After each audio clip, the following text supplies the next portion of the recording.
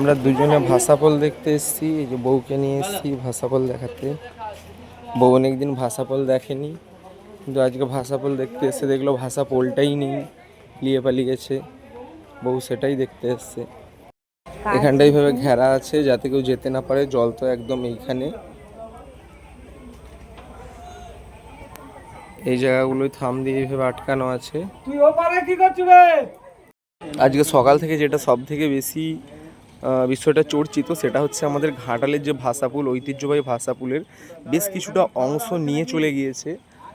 যেটা হচ্ছে কচুরি পানার একটা বড় চাপ এসেছিল, সেই কচুরি পানার বড় চাপ এইখানে থাকা যে নৌকোগুলো এবং তার সাথে যে পাটা ছিল সেগুলো সব টেনে নিয়ে চলে গেছে জলের এই রেসে।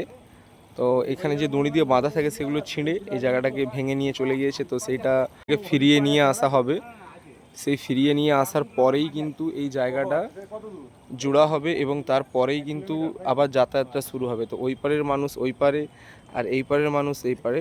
তো মানুষকে ঘুরতে হলে কিন্তু ওটা দিয়ে ঘুরে যেতে হবে, ঠিক আছে।